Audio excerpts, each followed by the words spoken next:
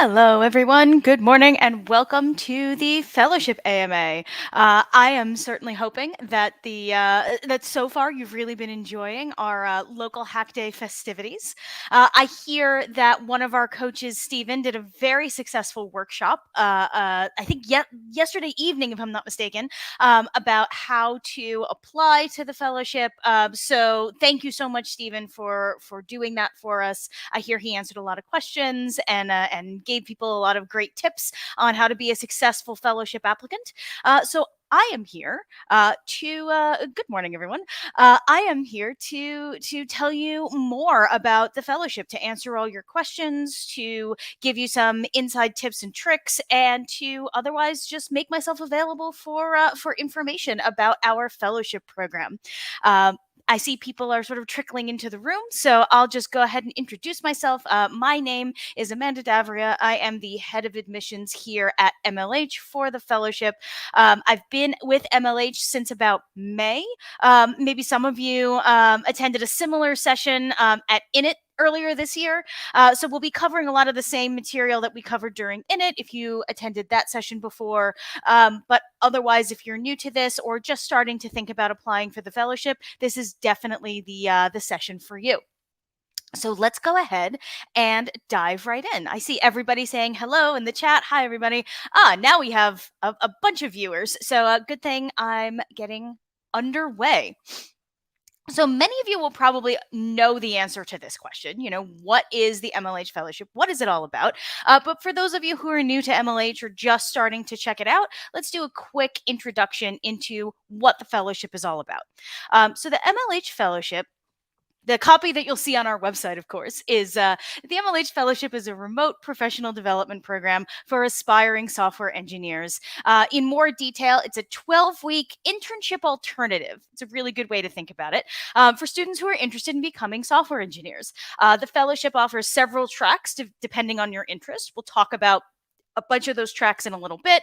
And each of those tracks is broken down into individual pods where you're working with 10 to 15 fellows who are going through the same track as you to work on projects to build your software engineering skills and primarily to build your portfolio so that when you go out into the world looking to earn a living as a software engineer, you have real practical experience and real practical skills to draw on. So that's the heart of the fellowship is about taking your computer science education and turning it into practical skills and concrete projects that you can talk about when you are out in the world building your career as a software engineer.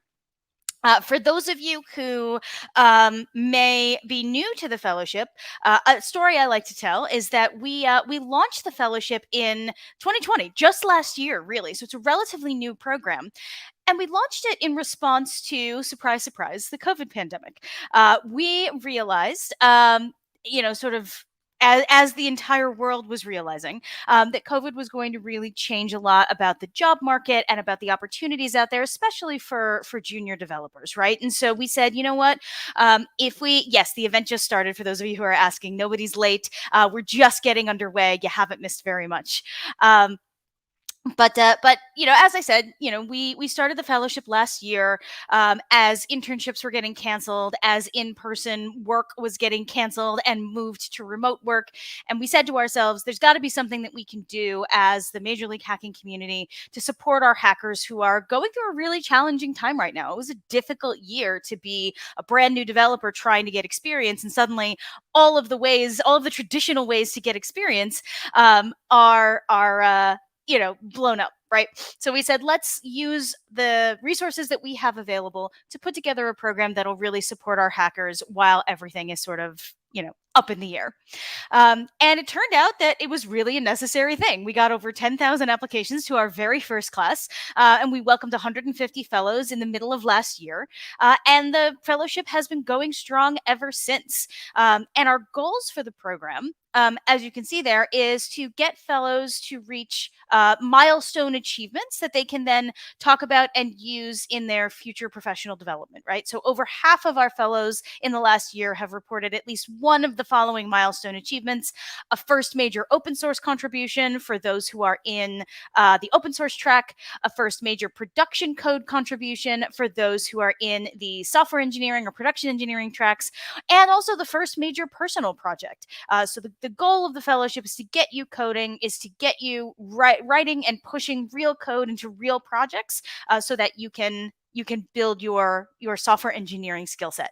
For those of you who are asking questions in the chat, thank you so much for your questions. Many of them will be answered throughout the presentation. So if I'm not answering them right now, you'll see them throughout the presentation, and there'll also be a robust Q&A section at the end of this session. So I'll be picking and choosing questions from the chat throughout, and we'll get to them in the Q&A section at the end. So please keep your questions coming. If I don't get to them by the end of the session, or if I don't get to them in my slides, I should say, I will get to them in the Q&A section, and we'll go from there. But thank you all. Keep them coming for sure. I do see them, and I will be answering many of them as we go through the presentation. Cool. So some of you have already asked this question. It's like, what are the tracks? What are they for? What's the difference between them? So this has changed a lot since even last year. Some of you in the chat are mentioning the Explorer track, and some of you are asking about the software engineering track, and what does that mean, etc. So let's talk about what these all mean. So, for the main fellowship, our program that we run as a 12-week internship alternative, currently there are 3 tracks that we offer. We offer an open source track, we offer a software engineering track, and a production engineering track, which was new for 2021. The open source track is exactly what it sounds like. You're working primarily on major open source projects and making open source code contributions, working with open source project maintainers, as well as your fellow students and pod leader to get involved in the open source community. The software engineering track is a little bit different. It's really the skills you need for the software engineering track are very similar to the open source track, but the software engineering track is usually pushing to some kind of production code. So for example, this semester running right now, we started a track, a software engineering track sponsored by GitHub. Maybe some of you saw the GitHub externship on our website. And what that means is that anyone who was admitted to the software engineering track is working on actual GitHub production code and GitHub internal projects, so that they can build their software engineering experience. And ultimately, we hope that launches them into a career either with GitHub or with a similar organization. The experience level for our open source and software engineering tracks is a little bit higher than for some of our other tracks. For those programs, we are looking for at least 2 to 3 years of computer science experience. So maybe you're a sophomore, junior, a senior in school, or maybe you've already graduated. You should have several personal projects to showcase in your application. So not simply homework assignments, not simply tutorials or, leak code, hacker rank solutions or things like that, but actual projects that you've built or contributed to, that you can speak to in an interview. We'll talk a little bit about the interview process in just a couple of slides, but know that if you're aspiring for the open source or the software engineering tracks, the level of experience we're looking for is a little bit higher than for some of our other tracks. If you are newer to code, one track you might be interested in is our production engineering track. We launched a cohort of production engineers this last summer. Facebook was actually the sponsor for that. And so we admitted, I want to say about 100 fellows to our production engineering track, and they got to work with actual Facebook production engineers, project maintainers, and pod leaders to learn the skills required to keep computing systems running at scale, which is incredibly lucrative and important and really under-resourced skill level right now in the computer science community. So we are really, really proud to launch that track. And we're also proud to say that the production engineering track is more beginner friendly than our open source or software engineering track. So if you are younger, if you are a freshman, if you are just getting started, production engineering might be the track for you. On that note, speaking of things that we have for folks who are a little bit newer on their computer science road, if you will, we have the MLH Prep program. For those of you who have been around the community for a little while, you may know this as the Prefellowship. We ran a program called Prefellowship earlier this summer.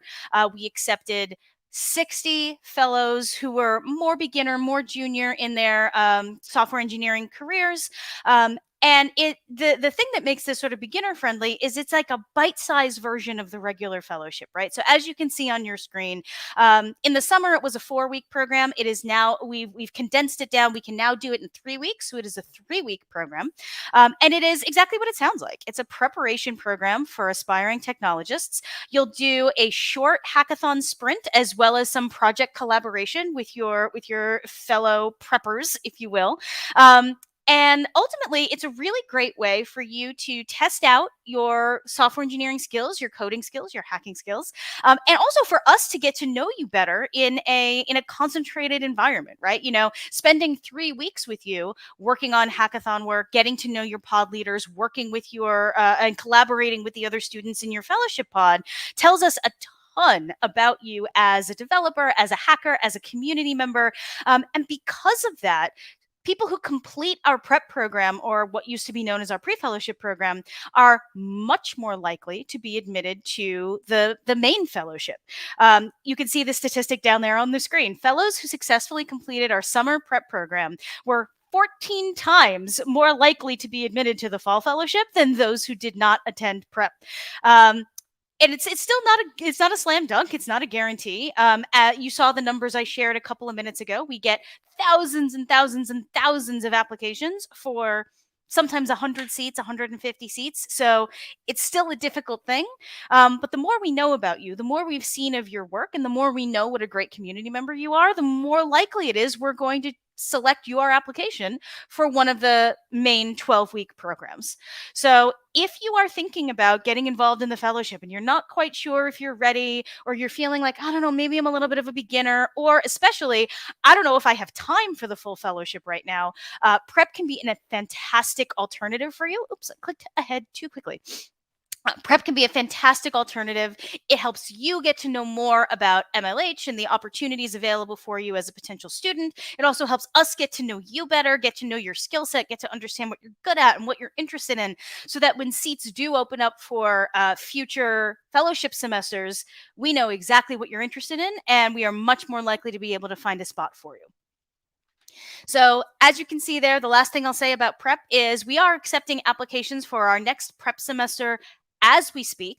The October prep course is actively running right now, but we are running another one in November. Applications are still being considered for that. It will start November 8th and it will finish November 26th with a graduation ceremony on the Monday, the 29th, if I'm not mistaken. So please do consider applying. We are considering applications through the end of October. All right. I see a lot of questions about prerequisites. We will get to prerequisites in just a moment, I promise. Before we do, I just want to share a couple of stories from our recent fellows, people who have gone through the fellowship and have learned a lot, and have really I picked out these stories because they showcase the purpose of the fellowship, why we put the fellowship together in the first place. So here's Aman, one of our fellows from last year, but he came in probably very similarly to a lot of you, right? Like, he had some practical skills. He knew Python. He knew some of these tools, but he hadn't been able to sort of like put all the pieces together to actually build something sort of making an impact in the real world, right? And so Aman graduated with the skills of a full stack developer, as well as someone who now has the confidence in his own skill set to teach other people how to be successful. And I think that's exactly what we're trying to do with the fellowship. We've been fortunate enough here at MLH to grow a community of people who are interested in learning, interested in building their skills. And if through the fellowship we can help people level up even more, and pay it forward to the people who are coming up behind them and make the path a little easier, a little friendlier, a little more exciting, that really is what it is all about for us. Here we have just a few others. What I love about these stories is how much each of our former fellows emphasizes really the feeling of community, and particularly in a pandemic year where, thankfully it seems like things are getting a little bit better, at least in some parts of the world, but it can be really difficult to build and maintain a sense of community when in-person events are limited, when travel is limited, when your opportunities to meet new people might be limited. The fact that we put together a program that allows people to really tap into the resources, the knowledge, and the support of the MLH community is super duper important to us. And we're really, really glad that that is what our fellows are taking away from the program, because that was our intention. All right. Here's just an example of a couple of projects that fellows have worked on from both the open source and the software engineering tracks. One thing I should say is the projects and the sponsors and the tracks will change on a semester to semester basis. So I mentioned production engineering a couple of minutes ago. We were able to offer production engineering this last summer because we partnered with Facebook to put together that course and put together that curriculum and so on. Facebook did not sort of re-up that for the fall. We may re-up it for the spring, but we were not offering production engineering in the fall because the sponsors and the partners and the opportunities change from a semester to semester and month to month basis. My recommendation for you is, if you have your heart set on a particular track, I encourage you to apply and just let us know that in your application so that we can set your application aside for when the next opportunity to open up that track comes down the road. Cool. So I've gotten a bunch of questions in the chat about, well, okay, how do I apply? What do I do? So let's cover that. So first things first, I want to talk you through the actual admissions process. What happens after you apply? Let me see. Do I have a banner that has the fellowship link on it? I bet I do. And I can just throw that up on the screen. Hang on. Do I not? How silly of me. Let me create a banner here. Fellowship. Ship.mlh.io. Scroll across the bottom.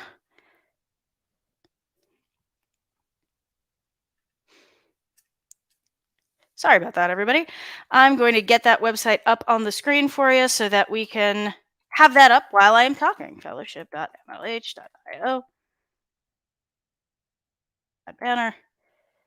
And show. There we go. See, live. This is how you know I'm coming to you live. I'm actually literally writing the banners as we speak. But while I do that, I'm so smooth at this stuff, y'all. I'm like really like a professional. You can tell. But while you're checking out that website, let me talk to you a little bit about what happens after you apply. So for those of you who have applied, or for those of you who have taken a look at the application, it's a pretty hefty piece of writing that we ask of you. We're going to ask you to give us examples of code that you've written. We're also going to ask you for to write some essays about what makes you interested in being a part of the fellowship. Somebody in the chat, by the way, is asking, is this admissions process the same for prep? Yes, I'll talk a little bit about how they are slightly different, but the process is exactly the same. So you'll submit your application. I recommend setting aside, most people take at least 45 minutes to write the application. And I really do recommend setting aside that time and submitting a thoughtful application. We'll talk a little bit about admissions tips in the future, or in a couple of slides. But one of the most important ones is, do not short shrift your application. Your application is the first impression that me and my admissions team get of you. So you want to make a good first impression. So please take your time with it. Write thoughtful essays, submit code samples that really do reflect your passions and your experience. That will be a huge leg up for you in the admissions process. Once we get your application, it goes through a couple of different layers of screening. The first one is what we call an application review. So we receive your application, and our team reads through your essays, looks through the code sample you submitted, really just scans the application and really make sure that you both understand what you're getting into, you have the time commitment necessary to be successful in the fellowship, and that you are telling a story about how excited you are to be a member of the fellowship community. In previous slides, I was chatting a little bit about how important community is to us and how collaborative the program is. We really look for folks who understand that and reflect that in their application, that, they're interested in learning from other people, teaching other people, contributing to a project collaboratively. That's super, super important to us. Once we do that, if your application makes it through the application review, you'll be invited to a phone screen interview. And this is a very, very short, I want to say they're like 15 minutes interview with one of our admissions specialists. And this first interview is not technical at all. We are looking in this interview to get to know you a little bit, have a conversation with you, ask you some questions about your application and your interests. So really just make sure that you are, again, somebody who wants to be a part of our community and would be a good fit for the other folks who are going to be in the program with you. If that goes well, then you will have a technical interview. The technical interview is also a video interview with one of our admission specialists. And in that interview, they will be asking you questions about your code sample. So they'll ask you to pull it up. They may ask you, how did you build this? How did you make these particular decisions? What made you decide to build this project in particular? And so on and so forth. And what we're really trying to do there is make sure that you have the technical experience necessary to be productive in the fellowship track that you have applied for. And this is where your technical interview might differ depending on what track you are interested in. So if you are applying to the MLH prep program, for instance, we already said that program is a little bit lighter lift, a little bit more beginner friendly. We may not ask as technical of questions. We don't expect the same level of depth of understanding from a prep applicant as we would from, say, a software engineering applicant. You can imagine the technical skill that it requires to work on production code at GitHub is different than one that is simply working on a 2-week hackathon sprint with your fellows in the prep program, right? So we're just looking for slightly different layers of understanding. That you can think about it almost like beginner and advanced. So that's one place where it is different. Another place where it's different is in the matching process. And I really want to emphasize how important the matching process is, particularly for our open source software engineering and production engineering tracks. So you as an applicant, you apply, let's say you make it through all of these steps, the interview, the technical interview, etc. At that point, we need to go to our sponsors and the folks who are running the projects and say, all right, what are you looking for? Are you looking for people who are really good at JavaScript? Are you looking for people who are really good at Python? Do you want to find folks who have experience with React or Ruby or any of the other sort of technical stacks that you might come in with? And then they say to us, yes, we are looking for people with Python experience. And then if you have Python experience, then we say, all right, great. Here's someone who just passed our application process. The partner is looking for someone with Python experience. You're a great match. You're in the program.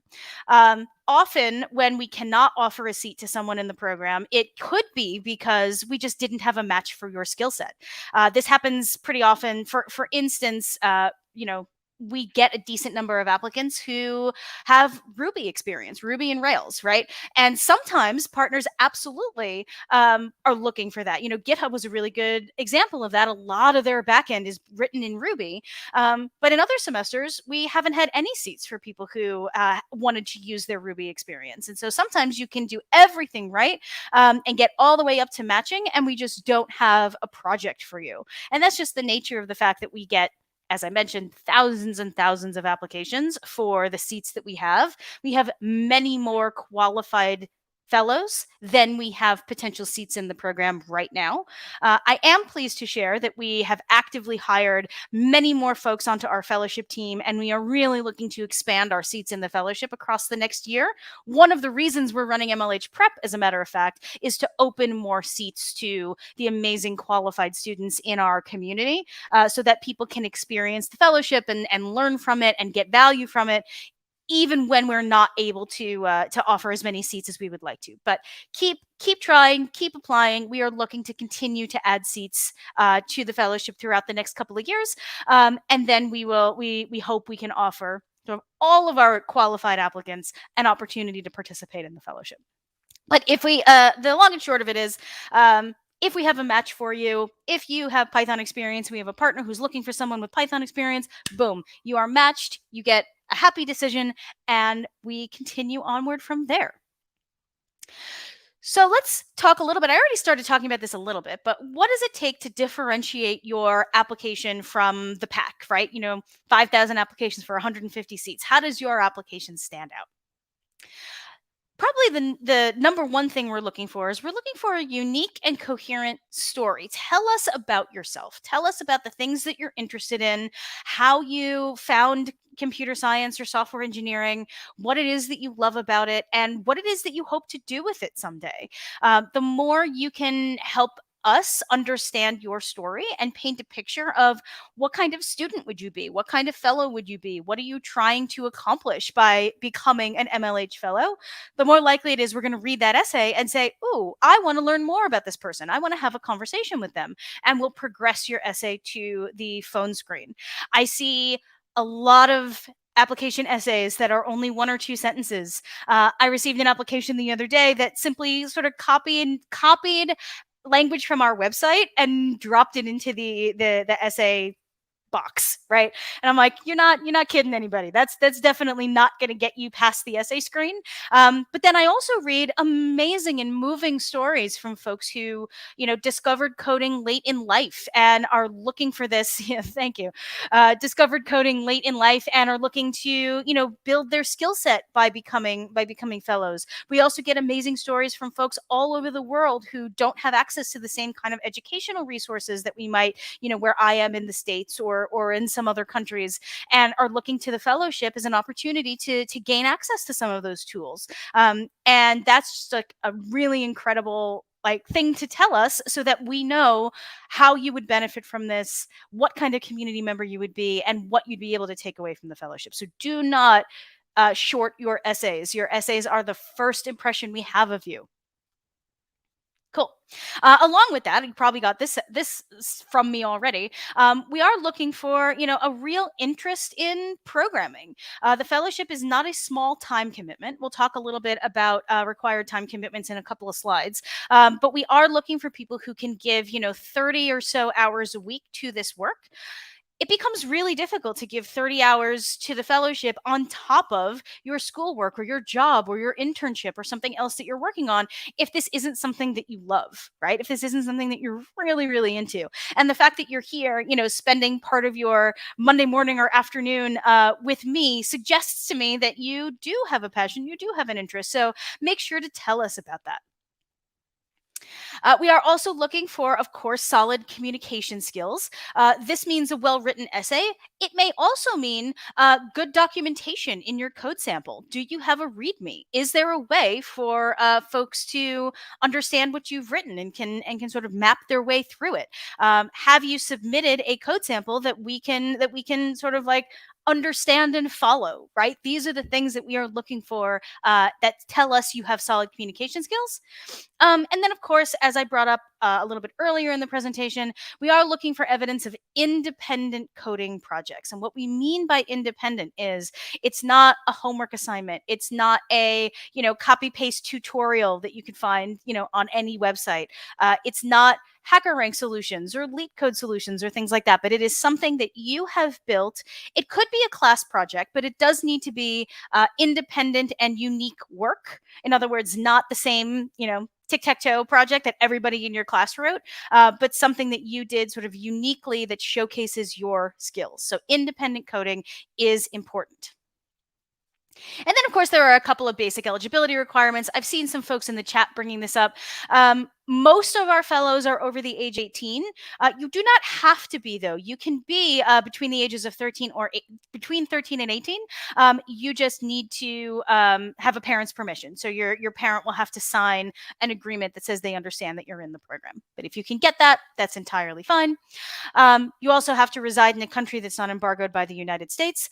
And here's an important one: be able to commit 30 hours a week to the program.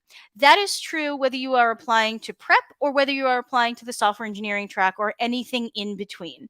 For those of you who have been in the community for a while, you may remember that early in the program, we did have a part-time option where students could give, 10 to 20 hours a week to the fellowship. What we found was two things. One, we had some people in the fellowship doing a part-time schedule and some doing a more full-time schedule, which led to a lot of sort of mess and confusion. But then the other thing was that we found our students who were giving part-time hours to the fellowship were not graduating with the kind of real like project completion goals that we were hoping for, right? They would, if they're giving half the time, yeah, they're walking out with half the result. And we were finding that half the result wasn't getting people to their goals. It wasn't helping them to reach their goals. And so we said, you know what? It probably makes sense, even though it will be harder for people to give 30 hours a week, if the point of this program is to help you walk away with real practical project work that you can go forth and show as, highlighting your skill set, it doesn't make sense for us to allow a part-time track. So ever since this summer, we have asked for a 30-hour-a-week commitment to the program. Some of you are asking, what do the 30 hours need to be? You certainly can do evenings and weekends. It sort of depends on your work schedule, your school schedule. Most fellows that I know will put in, 2 to 3 hours of work on the fellowship during the week because they have class or they have a job or an internship or something like that. And then we'll do a lot of their independent work on their fellowship projects on the weekend. But all those hours together, really do need to add up to about 30 hours. Otherwise, you are not going to be able to meet your obligations to the fellowship or to your classmates. So think about that before you apply. That is something that we ask about on the application and in the interview should you advance to the interview. You do need to know how to code in at least one language. This is not a learn to code program. We're not able to take you from knowing nothing or very little to learning to code. That said, if you've already done that, if you are a computer science student who is proficient in JavaScript or in Python, or if you are a bootcamp grad who is proficient in JavaScript or in Ruby or something like that, you absolutely are welcome into the fellowship. Your skill set is sufficient to join our fellowship. We do look for proficient English speakers, and we do look for folks who have a decent internet connection. Unfortunately, that is just mandatory for a remote program. We need folks who have a reliable internet connection so that you can speak to your classmates, speak to your pod leader and your project maintainers and so on, and stay in communication with the rest of the group. Cool. So last but not least, I have some admissions advice for you. We've talked about some of these already. One is apply early. I haven't mentioned this yet, but if you go to fellowship.mlh.io, you'll see we are already accepting applications for the spring, summer, and fall semesters for next year. And applying early absolutely gives you an advantage because we have fewer applications in the system right now. We can really take our time with it. And the earlier we can make a decision on your candidacy, the better it is for everybody. So please don't wait till the last minute. That includes the upcoming prep program.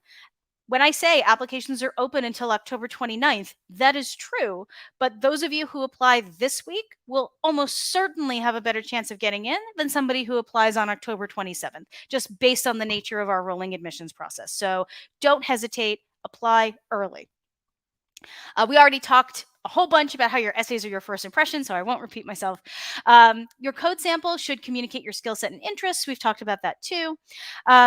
And again, please do consider your time commitments. I saw a couple of questions in the chat about, can I do this as well as an internship? And the answer to that question is, it sort of depends on you, but I would be really thoughtful about it. Because if you're doing a full-time internship this semester, so that's 40 hours a week with your internship employer, and then another 30 hours on top with the MLH fellowship, it is certainly possible, and it all depends on like how you live your life and how you break up your days. But I would really think about it. Like we absolutely have had fellows join the program with the absolute best of intentions, and then 2 weeks in, they realize I can't keep this up. This is 70 to 80 hours a week. I have my internship and the fellowship on top of it. I'm not giving my best. I'm not doing my best, and folks have have had to drop out of the program, which is unfortunate on a couple of levels, right? Like, first of all, we never want to see a really great fellow have to remove themselves from the program. That's disappointing always. But also, when somebody drops from the program, that means they took a seat that we could have given to somebody else had they realized in advance that they didn't have the time, right? And so it's sort of sad in both reactions. It's sad on both sides, right? So please do consider your time commitments. Um, be thoughtful throughout the application process that soft skills do matter, or what we call sort of, quote unquote soft skills. Things like being on time for your interview if you are invited to interview. Ask lots of questions and show your curiosity in the interview. We find that a lot of folks sort of get themselves nervous in their interview, and they're sort of like so tied up in answering the interviewer's questions that they forget to ask questions of their own. And we really want you to use your interview or use your opportunities with our team as a learning experience in and of themselves. So please don't be shy, ask lots of questions, and be thoughtful. And as I've said, sort of throughout the presentation, don't be afraid to apply multiple times. We get so many more applications than we could possibly fit into the program right now. There are definitely folks who we reject because they wrote a bad essay or because they were nasty to our interviewer, but that's really rare. More often than not, if you've been rejected from the program before, it's simply because, either you applied late or we just simply were full. Right. It doesn't mean you've done anything wrong. It's just sort of the nature of a rolling admissions process. So please don't be discouraged. Don't be disheartened. Please do apply again. And take the if you've gotten feedback from us in the admissions process in the past, take that feedback to heart. We do try to include some piece of meaningful feedback for everybody who is not accepted into the program so that you can come back and apply with a stronger application in the future. So use that feedback. I have absolutely seen students. In fact, just this semester in the fall, we had several students who had applied for the third or even fourth time. And this time was the magic time. They had learned enough, they had built their skills, and they had improved their application to the point where they had tried to get in last summer, last fall, last spring, but this fall was the semester for them. And we absolutely have folks in the program right now who, had they given up after their first rejection, we never would have had them in the program. So please don't be shy, be persistent.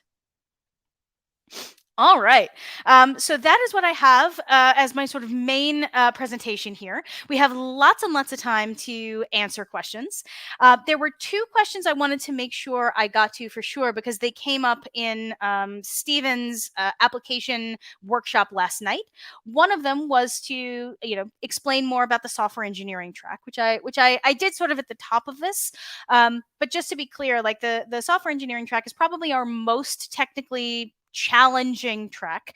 It requires a decent amount of experience. If you are applying for the software engineering track, you definitely will need to submit a robust personal project, either something you worked on by yourself or something that you worked on with others, sort of as an independent project or an independent build. A lot of successful projects that I've seen are clones of various websites. So like an e-commerce clone, an Etsy clone, a Twitter clone, that kind of thing that someone has built to teach themselves a skill, right? And then in the interview, they can talk about, hey, I built this project to teach myself such and such skill, right? I wanted to learn how to do API calls. I wanted to teach myself this sort of extension on this technology that I was using. And I either did it or I didn't do it. These were the problems that I ran into. These were the things that I was trying to accomplish. And if you can do that, and we can get a sense of like the kind of developer you are and the kinds of things that you want to learn, you will be a great applicant for the software engineering track. We also did get a question last night in related to, can I do the fellowship while I'm doing an internship? I answered that a couple minutes ago, but the answer to that question is it depends a little bit on your schedule. But if you're doing a full-time internship and the fellowship on top of it, that's probably going to be really difficult. Prep will be easier than the full fellowship because you'll only have to keep that intensive schedule for 3 weeks. Keeping that intensive schedule for 12 weeks can become very, very challenging. All right. So I've seen a bunch of questions come in. I think, folks in the chat have been answering some of them, but let me grab a couple to answer for you all.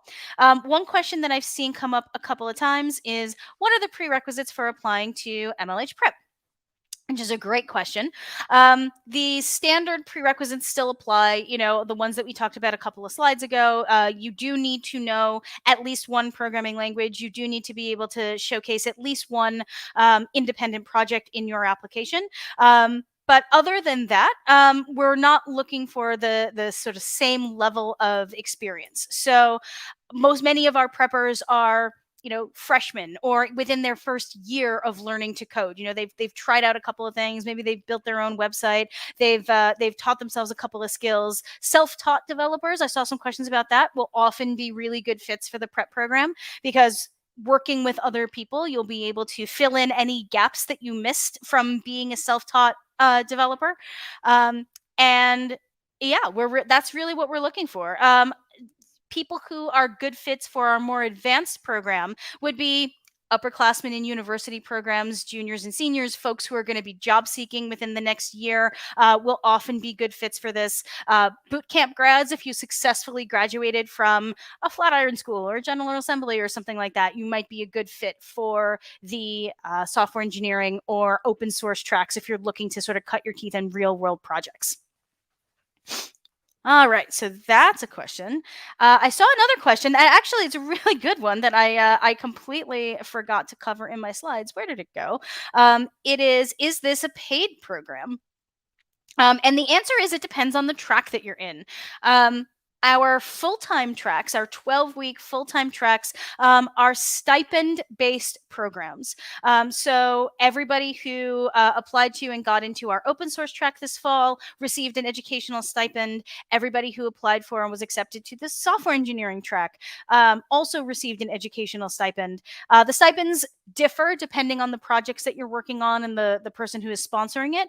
But you do have stipend support if you are accepted into one of these programs. It's not a salary, it's not a job, it is an educational stipend because this is primarily an educational program, but we do offer it to offset living expenses, costs, and other things that might come about as a result of you being a fellowship student. So you will have access to that.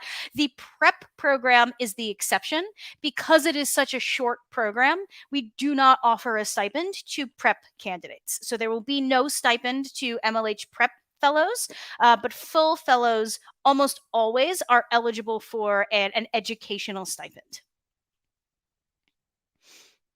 All right, let's pick out another one.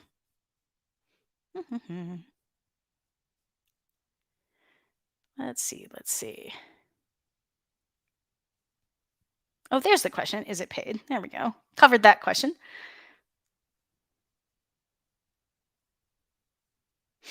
Oh, thank you, Eshika, and some other folks for answering questions in the chat. It's so helpful to know that we have community members in the chat or answering questions and helping out. So please do keep the questions coming. Let me see. See, I don't have a like a deputy picking out the questions for me, so I have to select them myself. There we go. So here's a question. Atharv 111. I don't know if I said that right. Atharv 111 says, "Can we submit a team project?" I assume as your code sample. The answer is yes. If you worked on something with 2 or 3 other people that you're really, really proud of and you think showcases your abilities really well, by all means, you can submit that.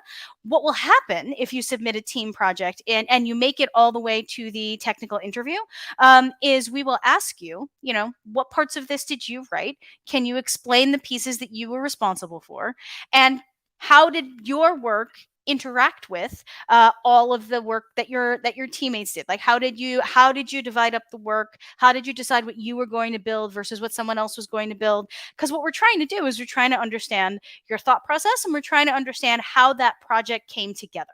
What pieces were you responsible for? Why were you responsible for those pieces? And how did you work with your teammates to get that project off the ground? So you absolutely can submit a team project if that's something that you're really proud of.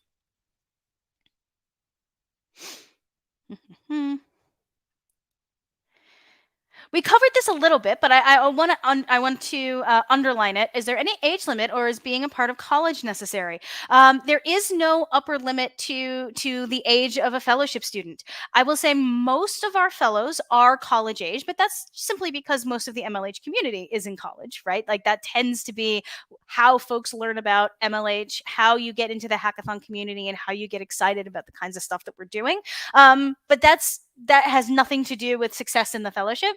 We have had fellows very young in high school age, and we have also had fellows who are career changers. We actually had a couple this summer in our production engineering track who were folks who had come from the law careers or service careers, for instance, especially this last summer when so many people were getting laid off or losing their jobs. A lot of people were discovering technology and trying to learn a new skill set, and so we actually had a decent number of career changers who had already been out of school, applying for the fellowship and getting into the fellowship so that they could build their resume and build their experience. So yeah, there is absolutely no upper age limit. If you are older and already working, I would just consider that the time commitment is pretty hefty. So just make sure you have the time to successfully be a fellow. But that is really the only thing you need to be concerned about. Please do apply. You do not need to be a college student to be an MLH fellow. We got a question: is having a resume necessary to clear the application review? It's not necessary, but if you don't have one, we please explain why you wouldn't have one. Like even somebody who's a student, who's in school right now, should be able to have at least a something that lists the technologies you're familiar with, the projects you've built, anything that you've done, any experiences that you've had, that are relevant to the fellowship. So you do not technically have to include a resume, but if you're not including a resume, we'll want some sort of write up or explanation as to why, and also something that tells us all of those things that a resume would normally tell us, like the technologies you're familiar with, projects you've worked on, places you've worked, and so on. Let's jump down and see if we've gotten some new questions.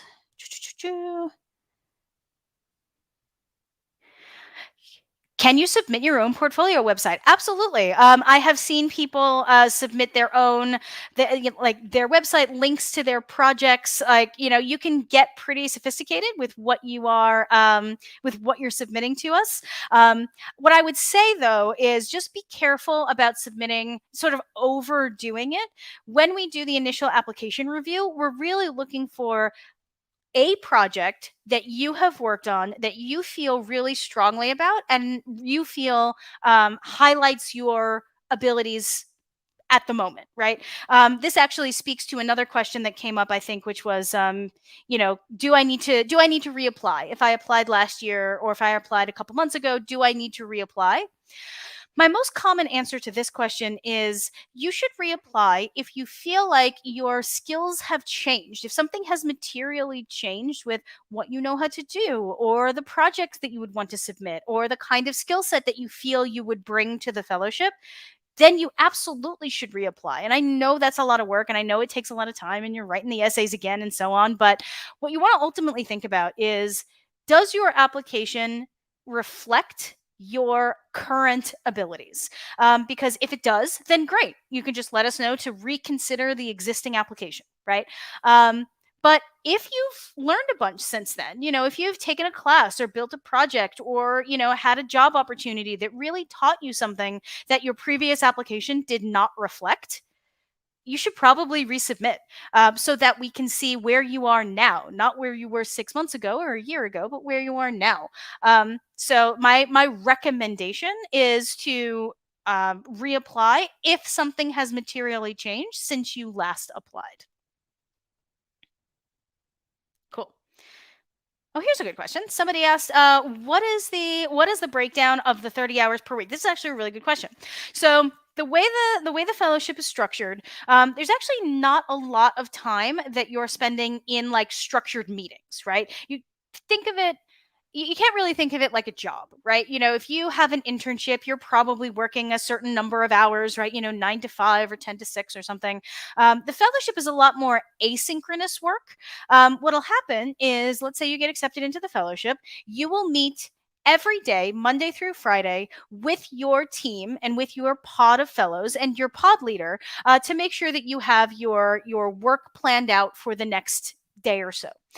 That's called your fellowship stand up. That happens once a day, and it usually lasts, most days it'll last, 30 to 45 minutes. Some days it'll be shorter, some days it'll be longer, but that's really the main, like, synchronous requirement to be a fellow. The rest of the work that you're doing is you're meeting with your project teammates, the people who are working on the same project that you are. You are dividing up the work. You are problem solving with each other.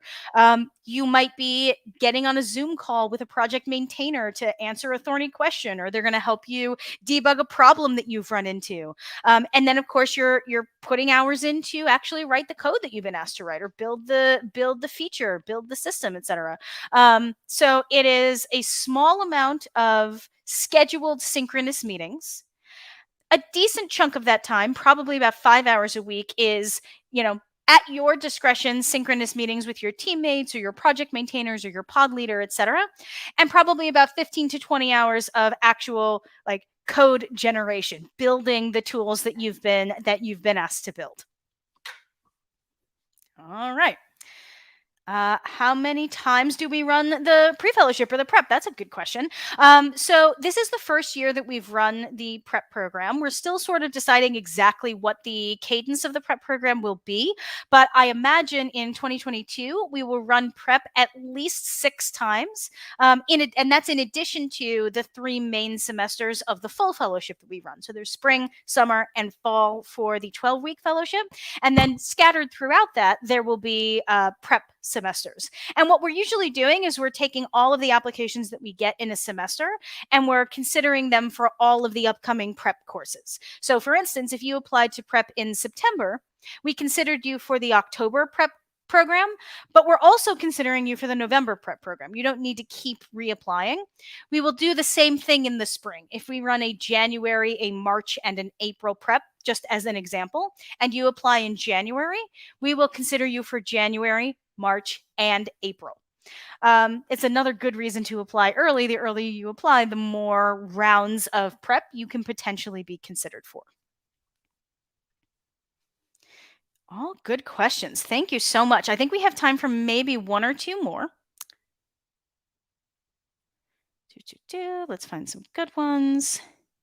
Yes, here's a good example. I know we've gotten a lot of questions about the time commitment. Can I dedicate 2 hours on weekdays and the rest on weekends? You very likely can. As I said, a lot of your time spent on the projects will be spent asynchronously. So as long as you have the time to make your daily stand up every day, do a little bit of work in the evenings or in the mornings on the weekdays, and then make up the rest on weekends, that is likely sufficient. Some of that will depend on the project that you're assigned to, but we would find that out in your interview process, and we would match you to a project that allows for that kind of for that kind of timing.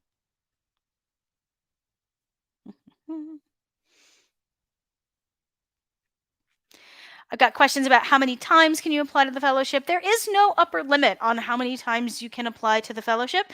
My advice to you is, if you are submitting a new application, really, like, highlight for us and help us understand what's different about your application this time around. I see a lot of folks who apply to the fellowship, and when they reapply 3 months or 6 months later, they reapply with the exact same application that they applied the first time.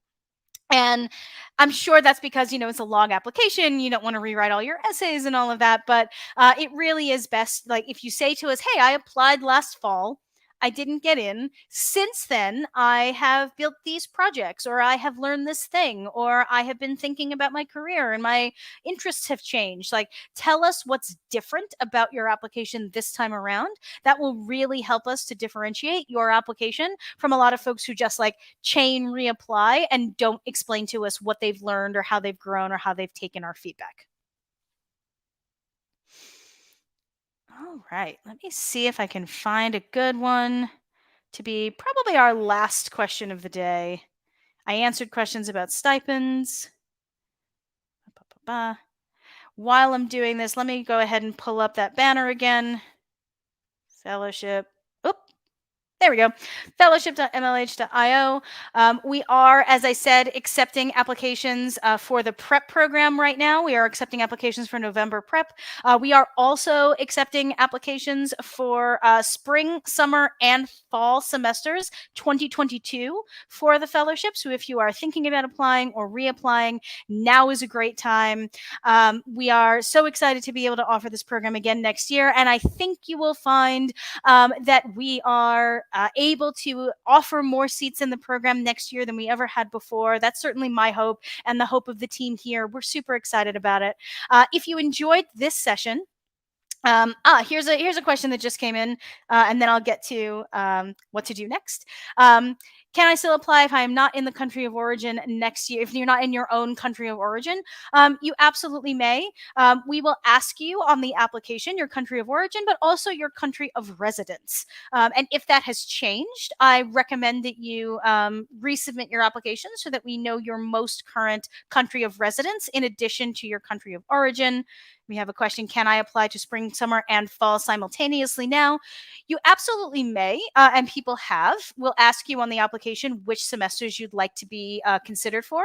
But my recommendation is you want your application to reflect your skill set as close to the semester as possible. So if you are applying for the fall now, that means that whatever you're submitting in your application will be the thing that we potentially review next, July, next August, next September, when we're looking to fill the fall fellowship. So you are certainly welcome to do so, but just know that whatever code sample you submit will be the one that we consider, and you just want to make sure that that is reflective of your skill set. So I do need to call it here, everybody. Thank you so much for your questions and your engagement. This was a ton of fun.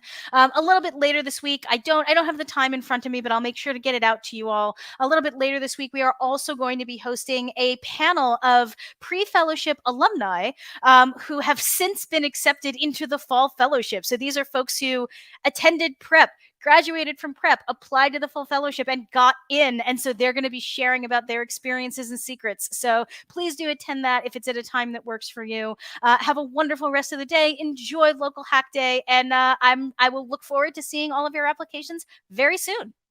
Bye, everyone.